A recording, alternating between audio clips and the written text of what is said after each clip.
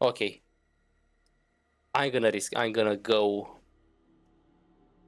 because this feels like the last quest with our boy the Tremere. I'm not sure if we don't finish the quests,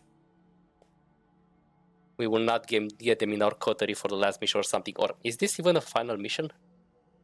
Anyway, let's go. You're in your haven when somebody knocks on your front door. Puzzled, you open it. Agathon stands in the hallway expectantly, as if the 10 seconds it took you for you to come as if the 10 seconds it took you for you to come to the door was an impossible imposition.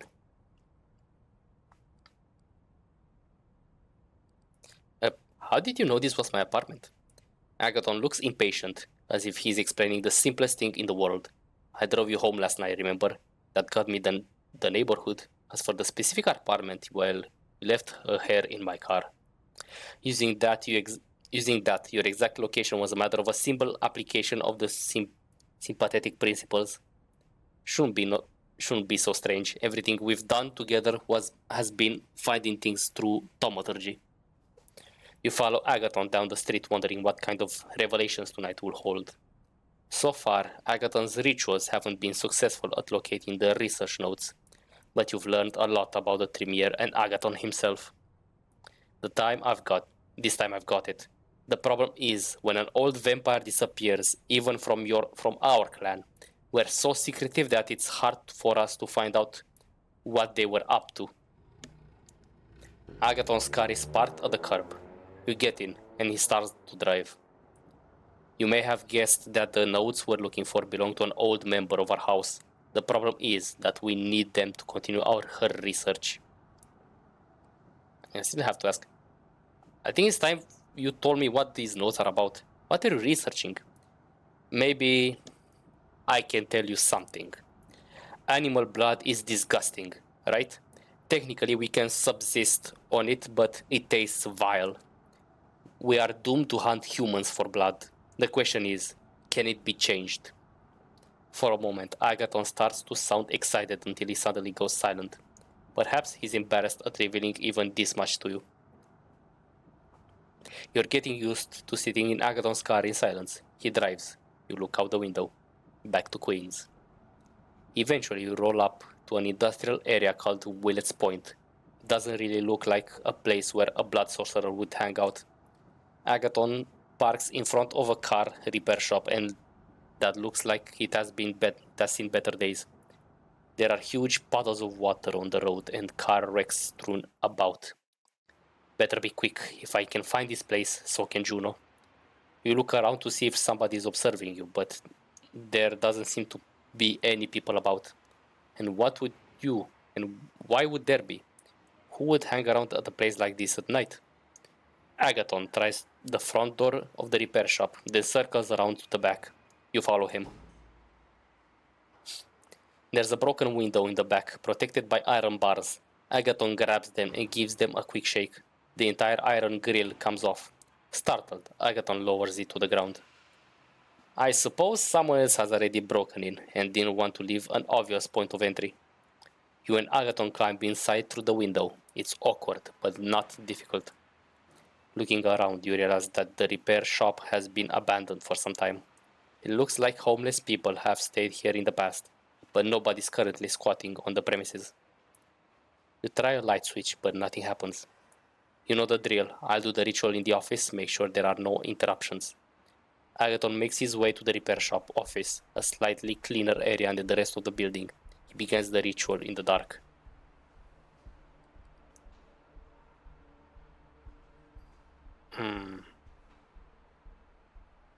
Why would I shift through the papers? Why would I care? I'm gonna stand guard. Lean against the grimy wall.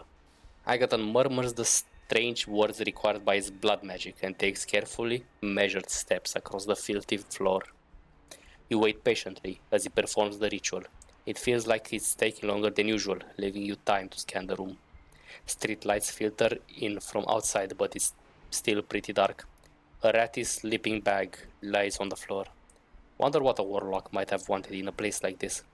There's a small TV on the desk, probably from the 90s. Closer look, you realize there's a post-it note on the middle of the TV screen. You take it.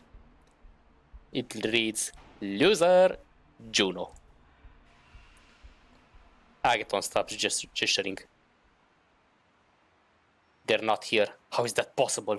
You show him the post-it note.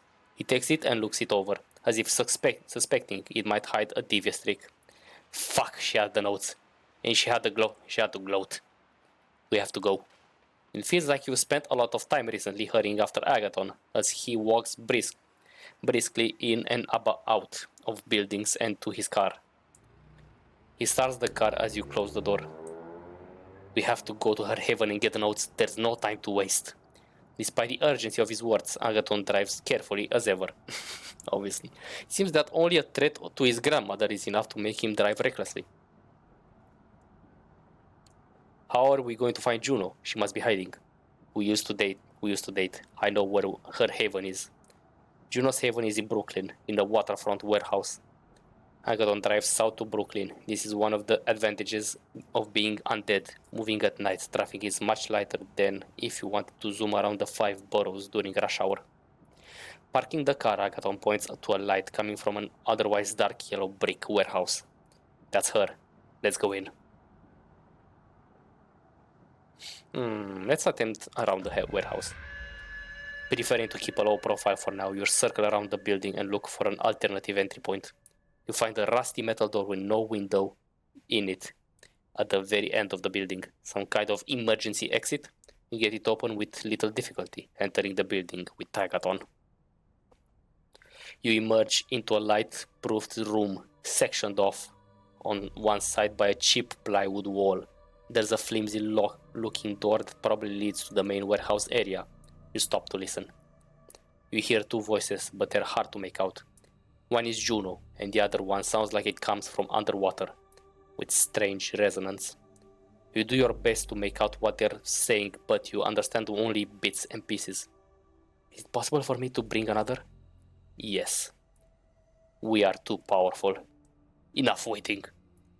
Agathon tries to break down the door by ramming into it with his shoulder. It's flimsy and breaks with surprisingly little effort.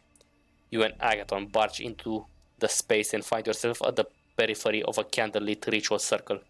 Your eyes are drawn on the wash basin at Juno's feet. Maybe it's your imagination, but it almost feels like the water inside is emanating a wan, red light of its own. "Juno, you have to stop. Hand me the notes." "Oh, Agathon, you're such an idiot. This is beyond you now. I'll give you one last chance. Come with me. Forget Aisling and her power games. Join me and you can become your own man." "What?" Agathon seems genuinely flabbergasted at the suggestion. "Who's your contact, Juno? Who were you talking to?" Juno smiles at you. "That's a good question. I guess Aisling Sturbridge doesn't go around trumpeting the fact that the old hierarchy doesn't hold a monopoly on Tremere power anymore. There are other forces out there, and I'll join them." Juno picks up a bulging old folder from a chair inside the ritual circle. "This dumbass has any brains. He'll join me." "No, and not for the clan, but for my family. My real family." Juno sighs. She doesn't look surprised at Agathon's refusal to come with her. "I would have felt badly if I hadn't offered you the chance.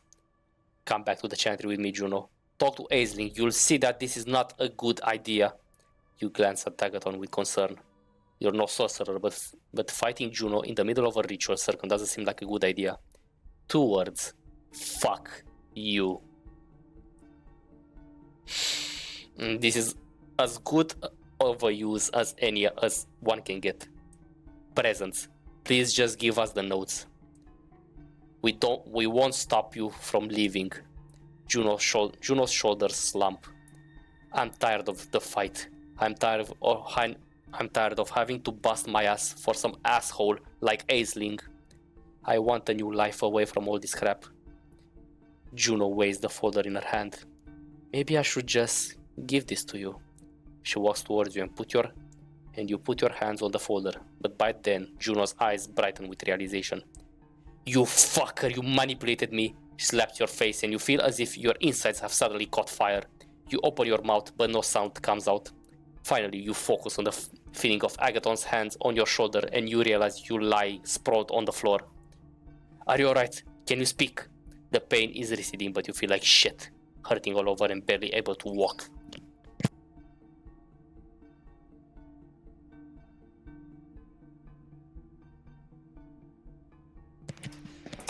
It'll take a lot of blood to mend from this state. I start to feel like presence is absolutely useless on Kindred. Even dominate. In this game at least. Agathon supports you as you walk back. He's smiling. You notice the folder under his arm. She got away, but if I have the notes, I'm sorry you got hurt. But it was worth it. Worth it? You tell him a thing or two about your view of the situation, but your tongue is momentarily a lump of charcoal in your mouth. You sit in silence as Agathon drives you back to Manhattan. Traffic in the small hours is mercifully slight. You consider your next words.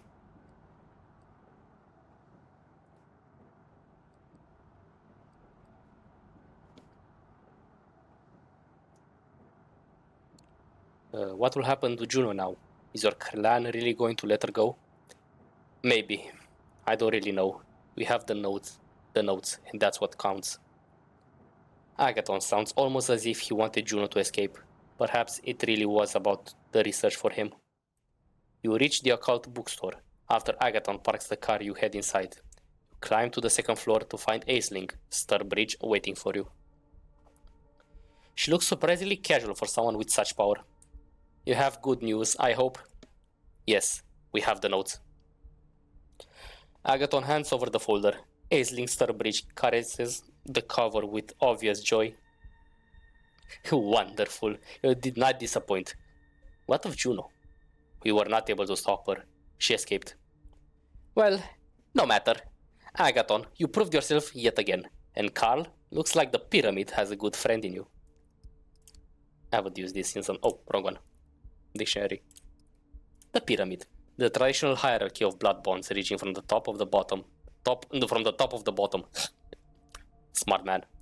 The traditional hierarchy of blood bonds reaching from the top to the bottom of the pyramid used to define the Tremere, but after the fall of Vienna, their blood has recoiled and aborted all such connections. As such, it can no longer blood-bound other kindred. Without the rigid structure ordering their clan into rank and value, some warlocks find themselves competing for anything that might allow them to regain some of their former power.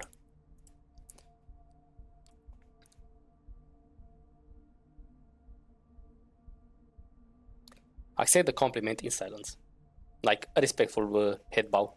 You nod, not saying anything. Agathon looks relieved.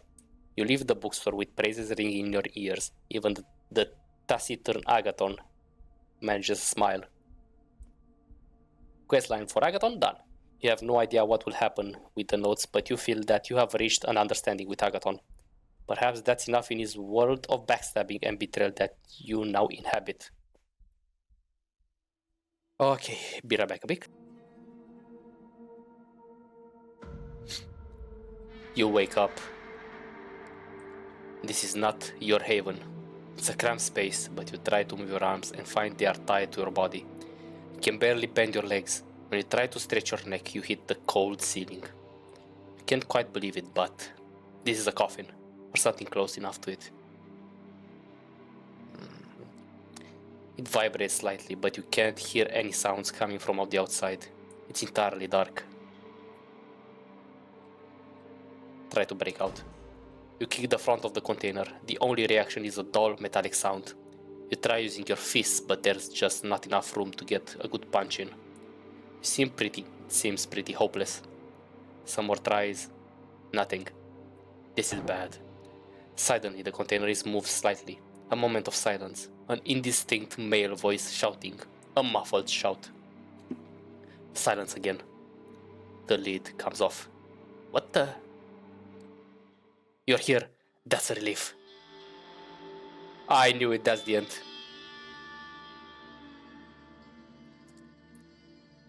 And D'Angelo is here too. Let's fucking go, my coterie. Tell me we've hit the jackpot. So if we don't get at least one member, or maybe two, or around 2 members into my coterie, then it's over. I just die. Follow us, and quick. Seeing their faces is surprising, even more so in tense circumstances. However, you realize the immediate danger and follow your companions out of the car and down the street in North Bronx. The van has crashed into another car. A familiar face, that of Kaiser's ghoul, Jackie, stumbles out of the wrecked sedan and slinks away into the darkness before you can call after him. Okay, calm down. Not as fast. It's fine. You're hyped. I get it. Calm down. The three of you jog away toward the line of the trees and take the shelter under some branches. Just as you hear a chopper approaching, its searchlight illuminates the wrecked van and moves towards you. Get on the ground. Agathon takes something out of his pocket. You hear a soft breaking sound and then he just disappears from sight. I don't even remember how this is called. It's basically obfuscate, but a ritual from the Tremere. You look to D'Angelo, but he's not there. It must be his disappearing trick again. You're left alone with just 2 seconds to make your move before the spotlight finds you.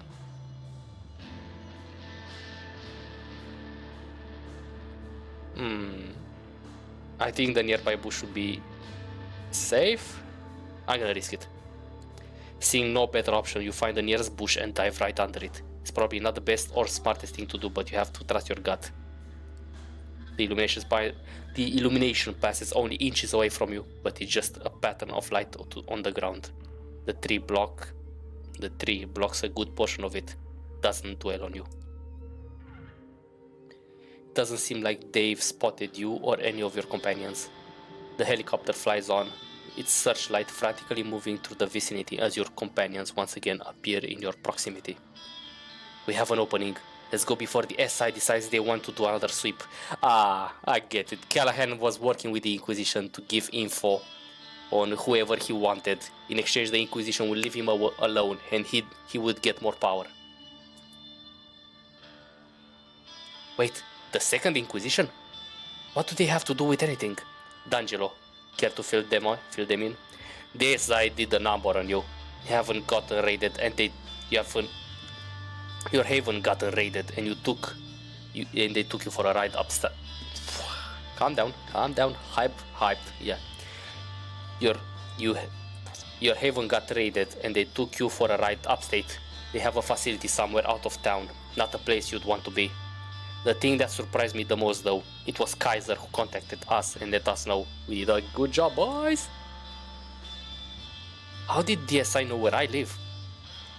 A dozen ways. CCTV. Somebody saw you feed or use your powers. Somebody was observing Langley and got interested in your connection to her. An organized operation like in 2016. Who the fuck even knows? Sorry to cut in, but we'd better go. The limo is here. Kaiser's familiar car stops nearby and the back door opens. Your allies usher you inside and join you. Being inside this mobile fortress never felt like a relief until now. Hey, Fleshling, miss me?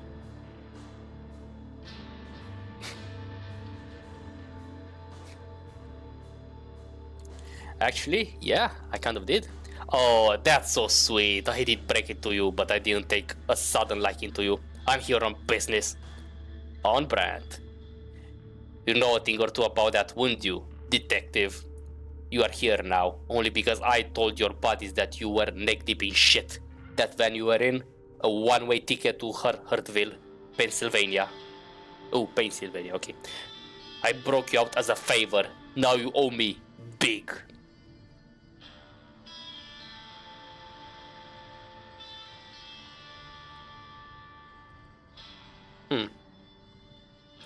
Wait, was it Sophie who asked you to help me?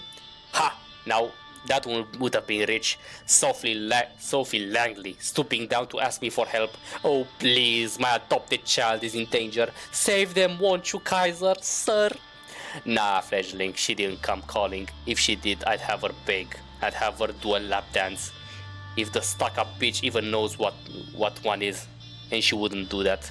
You are worth less to her than her pride. I don't appreciate that kind of talk. Langley might be all that you're saying she is, but I won't just listen to you disrespect a woman. You better do one of your tricks and summon earplugs out of the air, then, before I tell you a thing or two about your dear Aisling. Don't you dare. For a moment, the atmosphere grows thick. Kaiser's hoarse laughter breaks the silence. Oh man, you must be a real fan at parties. Anyways, to get us back on track, I have a good idea of why the SI is hit on you, Carl. Now that there are tons of good reasons for it, it might be one of these. For instance, the screen in Kaiser's car flicker, and each of them now shows a short looped clip. It's you getting into a fight, feeding you using one of your powers. You haven't exactly kept a low profile, fledgling. I get it, you're new to this, you didn't know better, yada yada yada. The fact is the SI has tons of stuff on this.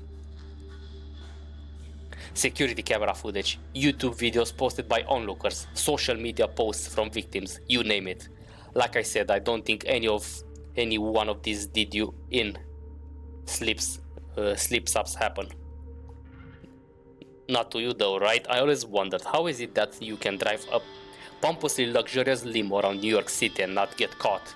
What's your secret? Body doubles? Decoy cars? Kaiser smiles, going for an atmospheric piranha look you saw a few times before.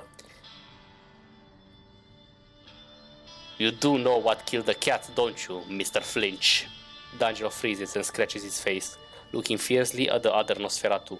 You notice that his hands are shaking. Well, do you? Stop shedding up on the upholstery and answer, or should I use the given name too? Yeah, I know why the cat croaked. You would, wouldn't you?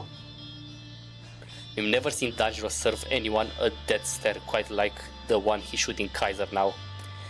As much as I'd enjoy tempering your overinflated ego, we are nearing our destination, so I think I'll move on. The reason I need you walking and talking, Carl, is to test a hypothesis of mine. For that, I need you to finish what you were tasked to do. So, first things first, here. He hands you a phone, the number has already been dialed. You hear the tone, somebody picks up. Who is this? It's me, Sophie. Carl, are you okay? They're fine and dandy. Kaiser, what are you doing on this line? What you think? It's my phone your protege is using, so keep it snappy. Operating a secure network ain't cheap. Come on, Carl, spit it out.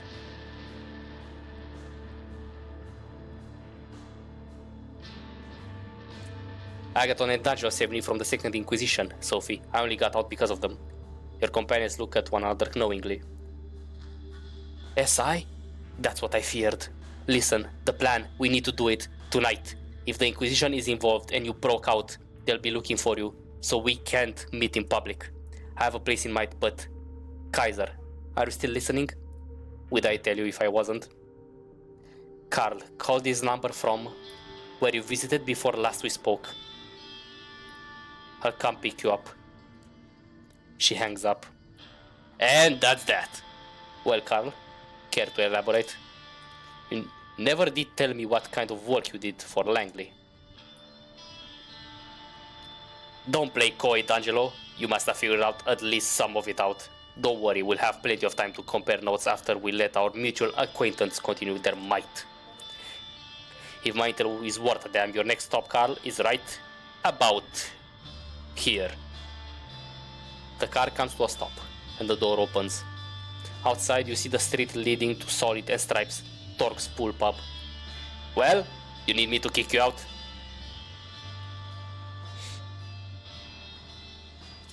What about Agathon and D'Angelo?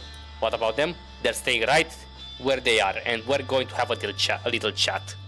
After we're done, I'm sure they'll find their way back to their havens just fine.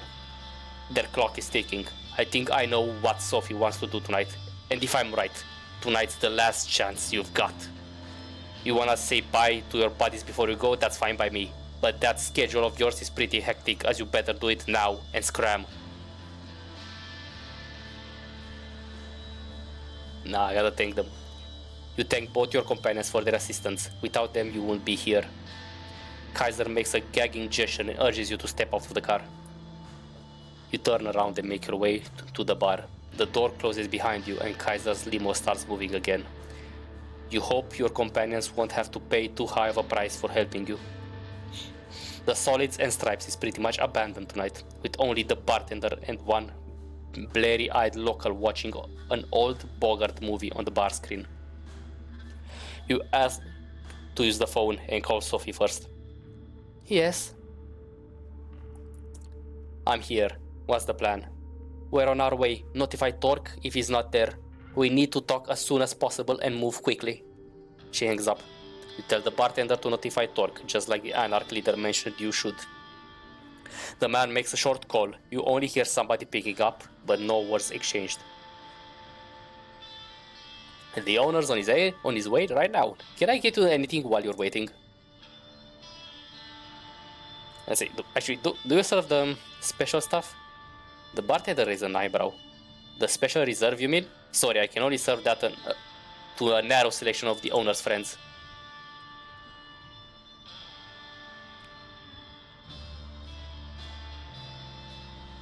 I'll do it. Well, I'm one of his friends. Nah, it's a list, and you're all not on the list. I know because it hasn't changed for a while now. Sorry. Everything else at this bar is up to the grabs though. Sure you don't want something? You shake your head. I should have tried this binge. I don't think presents would have been a good idea. I don't want to be caught. Ah, shit. Sorry. Forgot to read. Thor comes in some 10 minutes later, without Mia. He tips his hat to you, puts a hand on the blurry-eyed patron's shoulder and says something to him under his breath. They both laugh. Marty, what's going on? Quiet, sir. Just how you like it, huh? Well, Carl, I believe you wanted me here for a reason. Let's hear it. You're about to tell him what brought you here when the doors open to the bar. When the doors to the bar open and Sophie walks in, all splendor and charisma. The patron's eyes are now glued to her, and so are the bartenders. Torque isn't happy with the sight. Well, this isn't what we agreed on, Carl. Care to explain?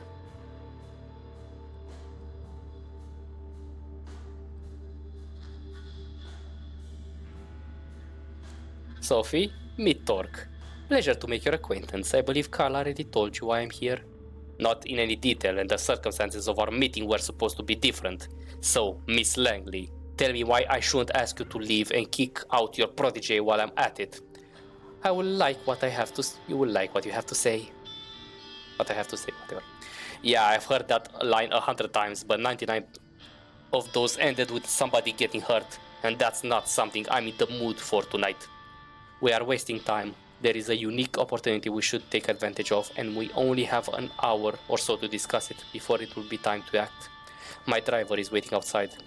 Wait a goddamn minute. First of all, I'm not going anywhere without Mia. That was the deal. Second, it's Carl who was supposed to do the driving, not your servant. Both serve me, so really it's of little difference. The circumstances change and we have to adapt. Don't be stubborn. Foolishness does not suit you. I have a secure spot in mind where we can talk. I'll stop you right there. Torque is seething, but he's getting a lid on his anger. His voice barely changes. My conditions were clear. The way I heard it, you want to break each one of them. I see no reason at all to agree to any of this. I believe I will be staying put tonight. You have places to be, yes? Torque, you're throwing away the only chance you have at challenging Callahan. Don't be a fool. The lid comes off. Call me a fool one more time, woman, and that's the only thing I'm going to be throwing.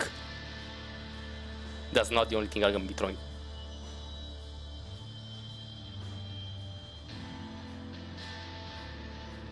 Oh god, this... Okay, I need to calm Torque down now. So Sophie's gonna be mad at me, but if my thing is right, my idea is right, he's gonna calm down. The situation will be more manageable. Sophie, Torque is right. This does sound like a setup. I won't trust you either in this situation.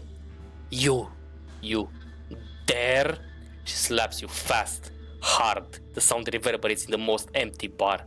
Torque smiles. See, Carl, that's the cam in a nutshell. You obey them to the letter or they put you in your place. It's Sophie who's sitting now. I don't have any more time for this charade. Fine, stay here, both of you, if that's what you want to do.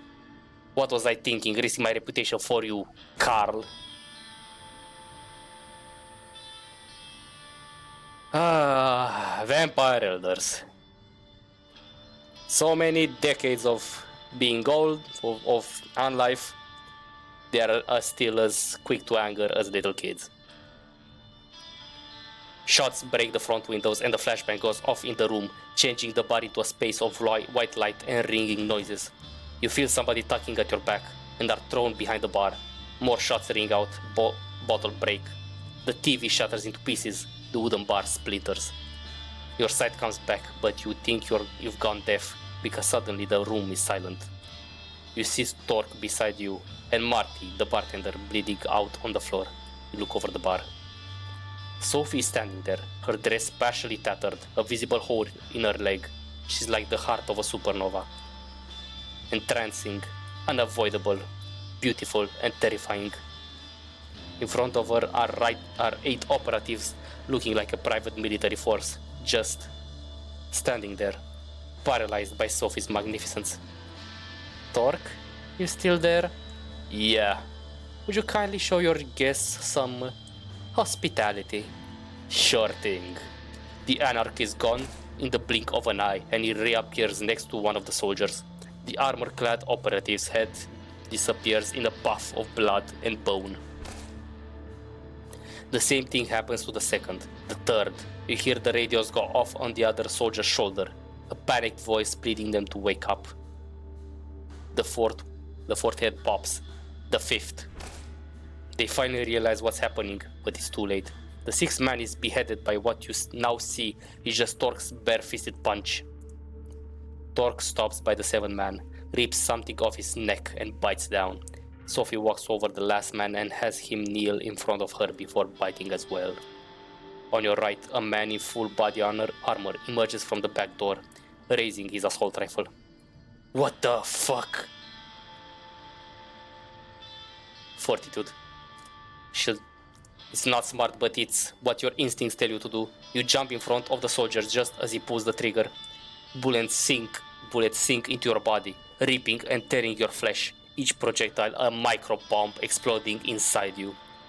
A combat knife crashes through the soldier's visor and into his skull. You turn around. Torque is grinning. He mouths something under his breath. Langley. Sophie wipes her mouth of blood and looks at him. That meeting's still an item? Yes. I'll take it. Splendid. Torque walks behind the bar and checks on the bartender. You see the anarch open his own wrist and feed the blood to the wounded man. Drink up, Marty. He'll make you feel better. Get the hell out of here and wait for Mia. She's coming and she'll know what to do. Torque? Yeah, coming. Take the back door, Carl. Take the back door. Carl, come on. You slink back into an alley behind the bar, leaving 10 bodies and 1 grievously wounded ghoul behind. Nobody stops you from circling around the block and finding your way to Sophie's car. Gregory drives away casually, as if this was just another late night drive, and not the crowning of a desperate, complicated evening. Sophie brings you all to a luxurious apartment in Manhattan's Upper West Side. The way she explains it, the vampire who owned it left the city a few years ago and gave away spare keys to a few trusted compatriots. It's been used sporadically since. Fancy. You like it? It always felt too modern for my tastes, but what's important is that it's secure. As long as nobody followed your car here, or the fledgling, trouble follows this one wherever they go. Even if that's the case, we have very little time to conduct our business here anyway, and we'll be leaving soon, I hope. So, let's begin. Stay silent. You look at Sophie, excited. Finally, you learn what it is that you've been working towards for more than a week, and what it is that Kaiser wanted you to participate in. I have it on good authority that Boss Callahan is bloodbound to Prince Panhard. Oh. Torque sucks air in loudly. That's an accusation and a half there, Langley. Got proof? No, but we're just a boat ride away from getting it. What is that supposed to mean? Carl, the address that I procured from Kaiser was the meeting spot for Panhards and the Baron's regular shedding of blood. And other bodily fluids, if the rumors are true. Wait, Kaiser knew about this? Is there anything that insufferable clump of dead skin doesn't know in the city? He knows things, but only shares them if you pay. Neither the prince nor Callahan can touch him. He's too useful.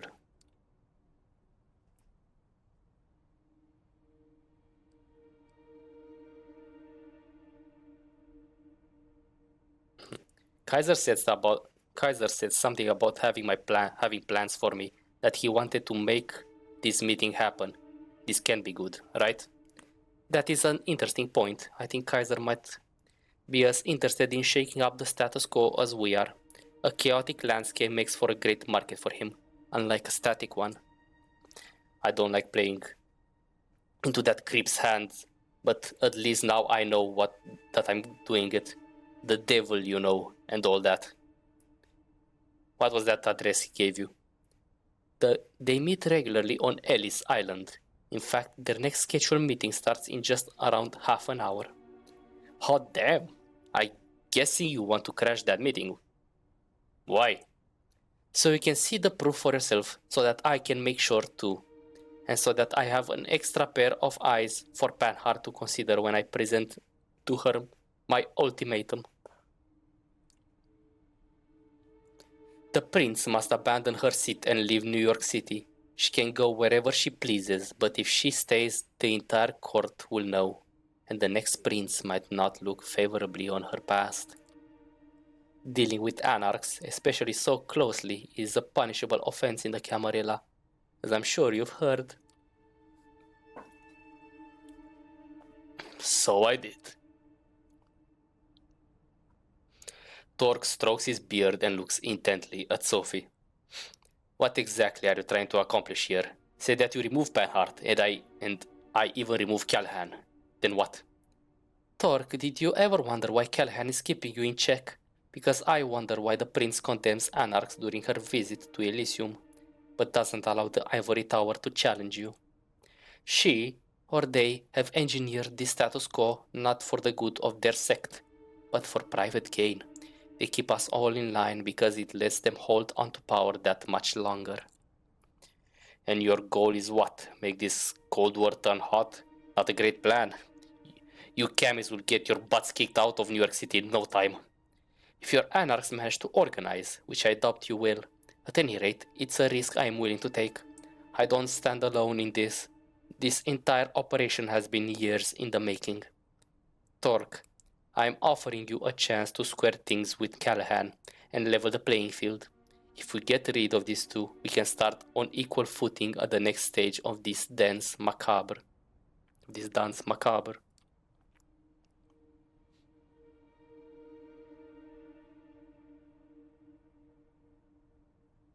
Are you two copying the same status quo? Yes, they are. They want to get power. They want she wants to be prince. And in exchange, he will become the... Okay, he will... I wonder if she's gonna try to blunt bond him. We'll see. I'm gonna ask. Sophie, why am I here? Understand you needed me to set this meeting up, but why am I listening to all this? It's a precaution. In a way, it's a shame this Mia you told me about did not make it in time to listen to this too. I can still call her, but I'll probably be an hour before she gets here. We can't wait that long. You will have to suffice, Carl. I'm risking the prince's or even Callahan's wrath. While I don't think they will dare to lay a finger on me, another set of eyes to watch over the meeting can't hurt. And I did promise I would explain everything in time, didn't I? You know, after all those years spent in Callahan's shadow and taking part in all that Kindred dick measuring contest, I should expect a ruse, some ploy to kill me in an out-of-the-way place. That's our inherent paranoia talking. My gut tells me it's time to get this show started. I do hope you have a boat nearby, Langley. Sophie smiles mischievously. Of course I do. It's waiting for us by the pier. Lead the way then. Moonlight's burning. The three of you leave the apartment and walk towards the pier. Nobody seems to be following you. You get on a small patrol boat in double time. It through the Hudson cold, dark waters. Out of all the places in New York City where the prince and the baron could meet, and it's Ellis Island, a landmark with a dark past, a museum on one hand, a dilapidated piece of history on the other. You leave the boat and make your way to the southern part of the island, paying no need to the renovated tourist attractions on the northern side. You expected some resistance, a night guard, a helicopter flying overhead, or maybe the NYPD patrol boat. Nothing. The island seems completely deserted. It's clear this sets Sophie on the edge. She's moving as quietly and subtly as ever, but you can see that she's eager to reach the particular house her intel pointed out. Torque is following suit, grimly determined, flashing his piercing gaze all over, still clearly uncertain that this isn't some kind of con. Finally, you see it. Light coming from a window in one of the buildings at the edge of the island. The three of you slowly creep closer to the building and take a look inside the window. There it is. Callahan, kneeling in front of the prince, sucking on Panhardt's wrist.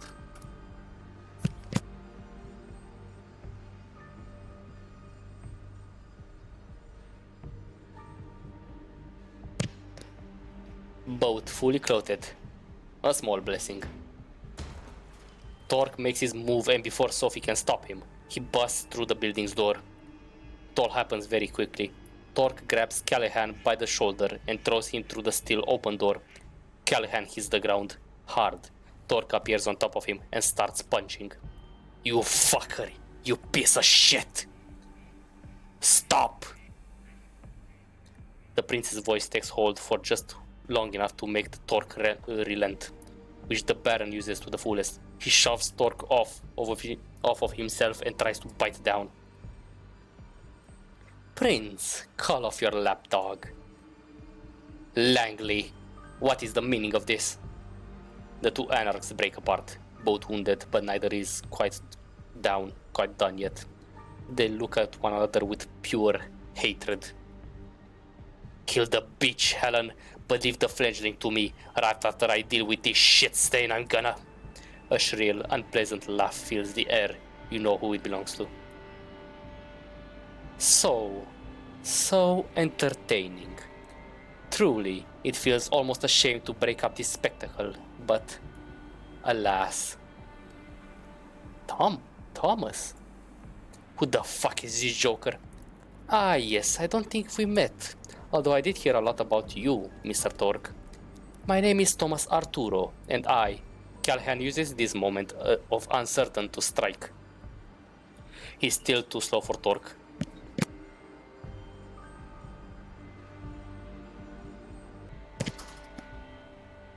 Who throws the boss onto the lawn where the two exchange blows once again.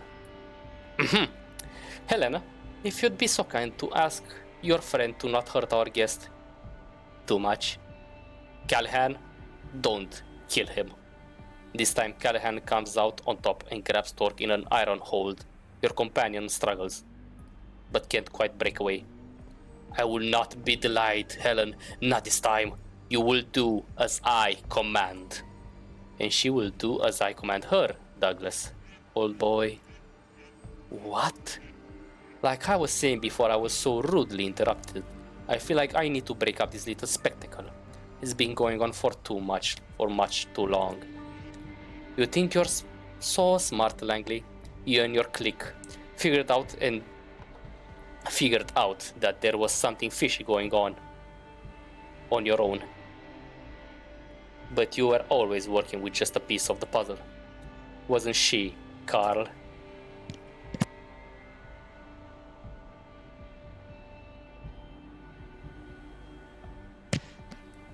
Sophie looks to you, shocked and disappointed.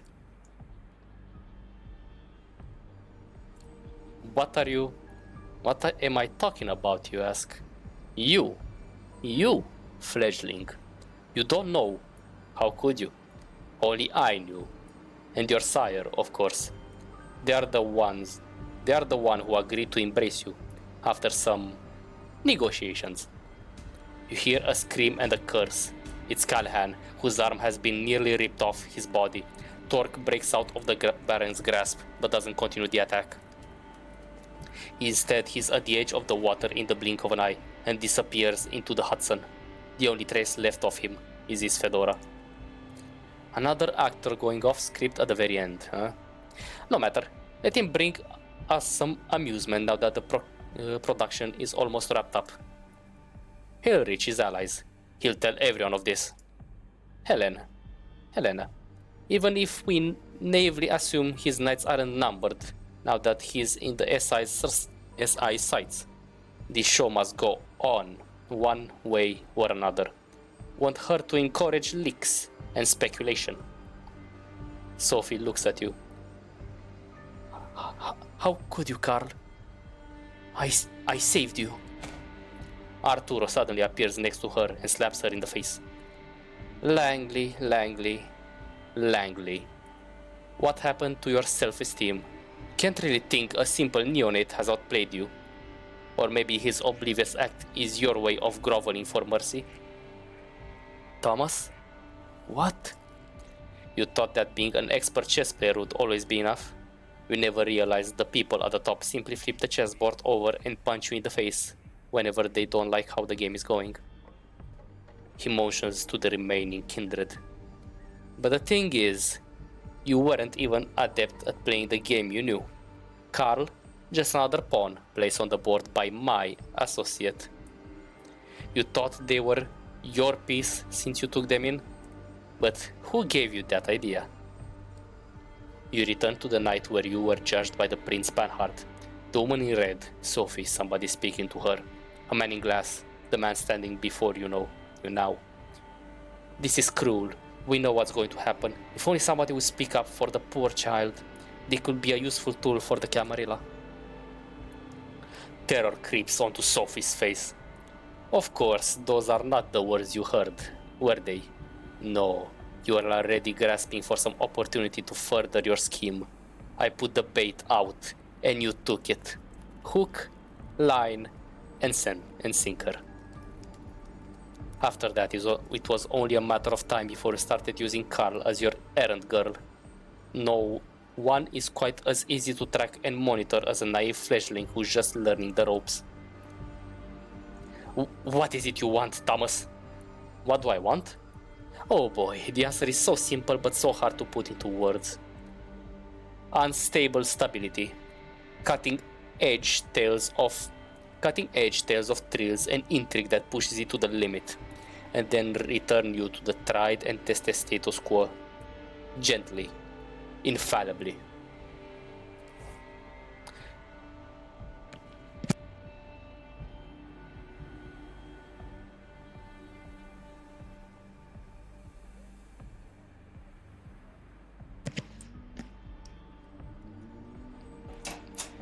A system full of distractingly moving parts which simulate conflict so convincingly that its user never feel a need to direct their energy towards upsetting the system. Achieving the eternal through the disposable. Building a city that's like a ship of Theseus, constantly changing its parts, yet always maintaining the same purpose, serving the same goal at all times. A large-scale infrastructure that has something like an exhaust system for the spirit, something that disperses the toxicity around instead of concentrating it in a single place. None of what you're saying makes the slightest bit of sense. Arturo is momentarily stopped in his tracks. He stares into the sky for a few seconds before a sad grin appears to his face. Spoken like someone who's never really had what it takes to make it in the big leagues. With a theatrical snap of fingers, he gives his last sentence of a sense of finality Something's changed in the air. You could swear you saw a shadow behind Sophie. Goodbye, Sophie. A person appears behind Sophie. You can't believe your eyes. It's Adelaide Davis, holding garden shears in her hands. I don't stand a single chance against them. They are elders. I'm a simple fledgling. My dominate isn't high enough to stop them.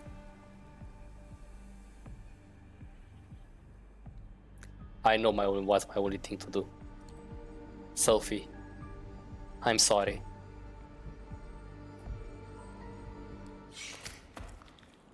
You hear the shears snip. Sophie's red hair conceals her face as her head falls, separated from her shoulders. Silence. Arturo's unpleasant laughter erupts right next to you. Oh, Carl, your career is moving at a breakneck pace. Moving up and up and up. Let me congratulate you on your promotion.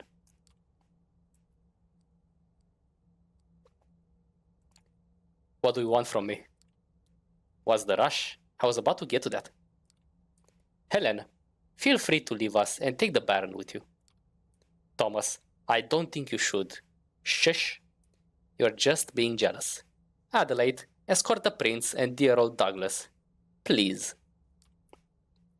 Sure thing, darling. Shadow. La Sombra. You are left alone next to Sophie's body. You try not to look, but it's hard to ignore her lit frame decomposing in front of your eyes.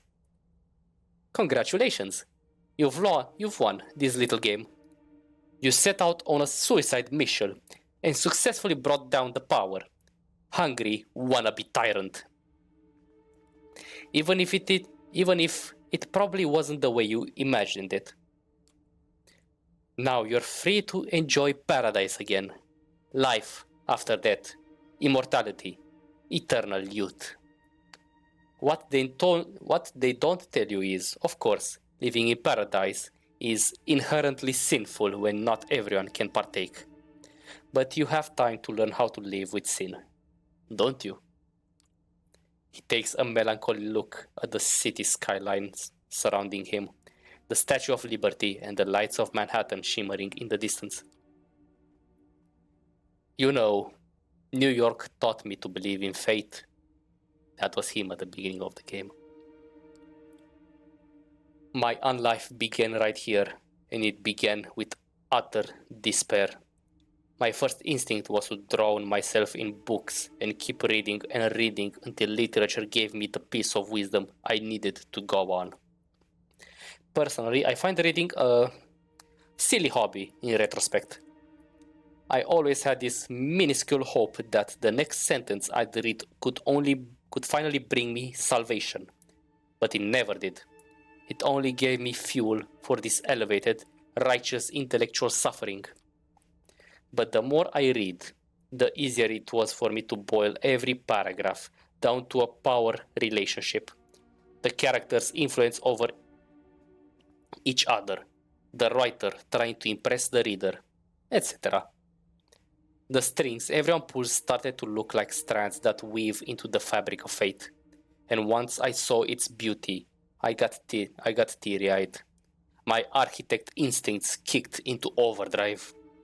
I didn't have to submit to fate.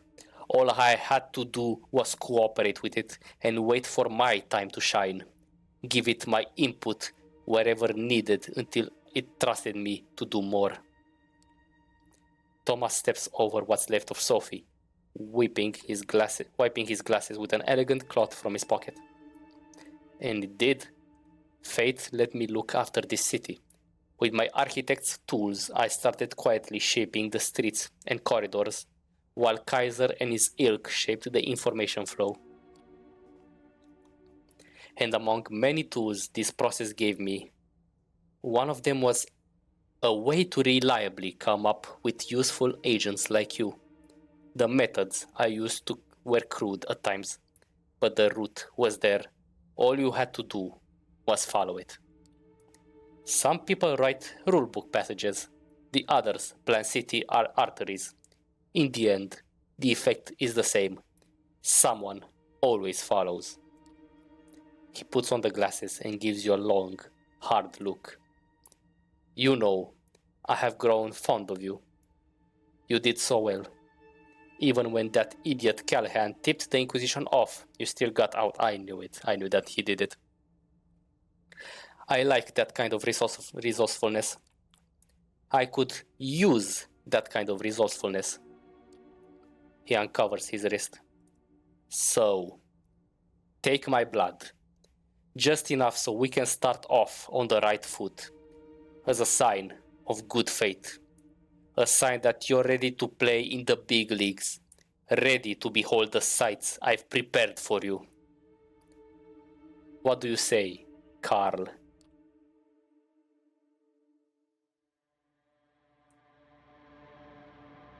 Oh. That was absolutely amazing.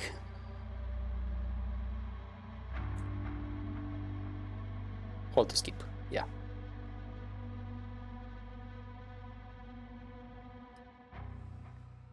Jesus, that was insane.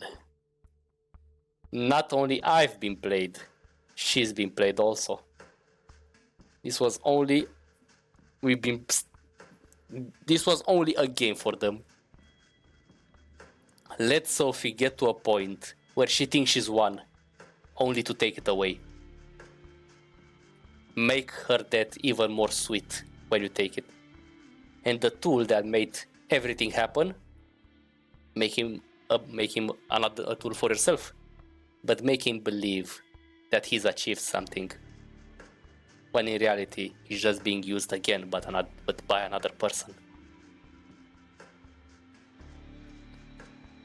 Oh my god, that was insane.